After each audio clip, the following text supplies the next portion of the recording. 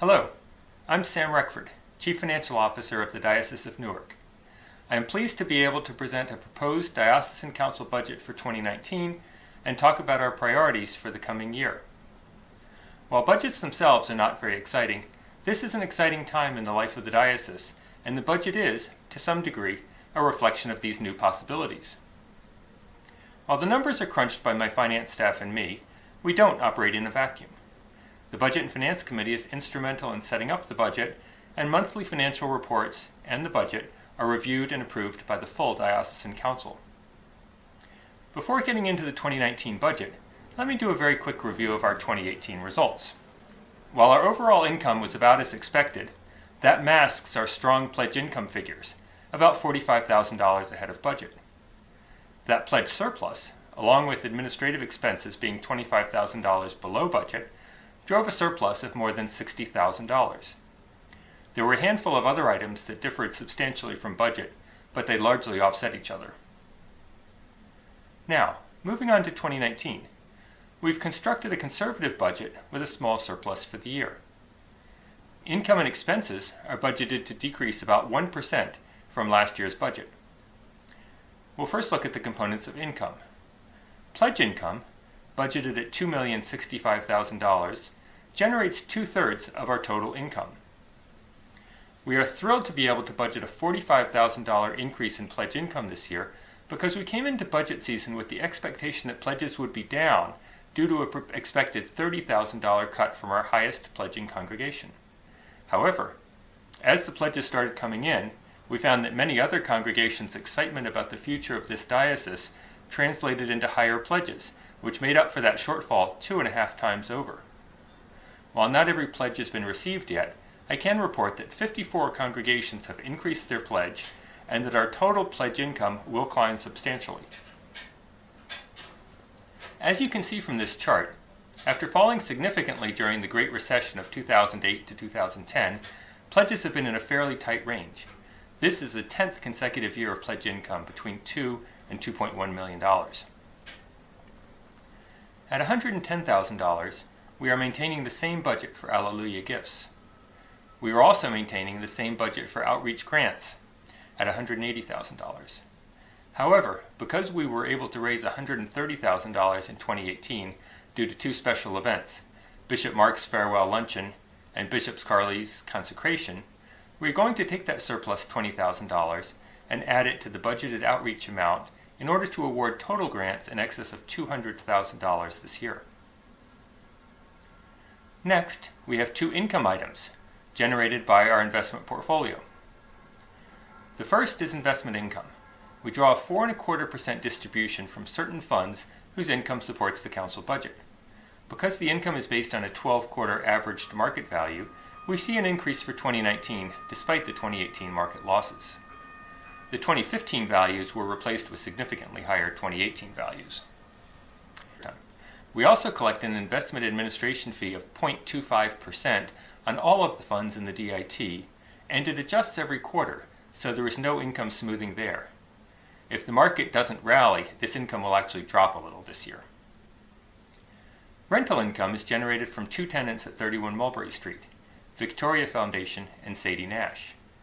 Our rents jumped last year due to a new lease with Sadie Nash, but will be essentially flat this year and for the next few. Income from the New Ministries Fund is dedicated to expenses related to New Ministries initiatives, such as joining God in shaping our future.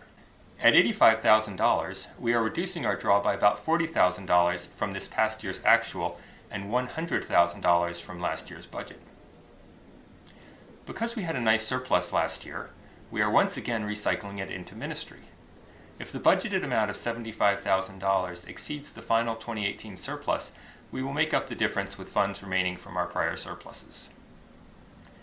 Now we'll look at our expenses. As always, compensation is our largest expense at 58% of the total. We are budgeting a 3% increase in salaries, and I'm pleased that, for the first time in a long while, benefit costs aren't increasing. That is due to the elimination of the most expensive medical insurance plan option. Compensation is a bit hard to predict with much certainty this year because we're going through a period of turnover and restructuring of roles. 3 employees have departed in the last few months, and Canon Jacobs is expected to leave by mid-year.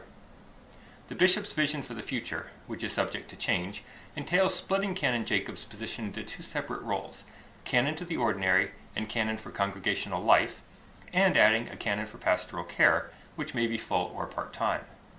The youth coordinator that we had for the last 15 months was hired to establish a strategic plan for youth education in the diocese. That work is now finished, and the next coordinator position is expected to be a one-day-per-week position to administratively support activities being carried out by others, primarily the Crossroads Camp staff. We are continuing to support the Joining God in Shaping Our Future program, but at a lower level in recognition that it doesn't need staff positions at Diocesan House any longer. We have also largely phased out the consulting support provided by the Missional Network, but we will be paying stipends to 2 consultants within the diocese to keep things moving forward and not lose what momentum we have.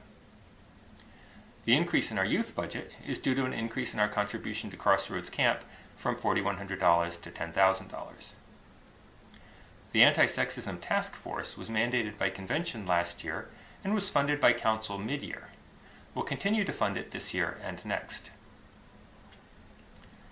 Once again, we are contributing 100% of our national church ask. Last year, that resulted in a $36,000 savings. This year, it will cost us an additional $9,500.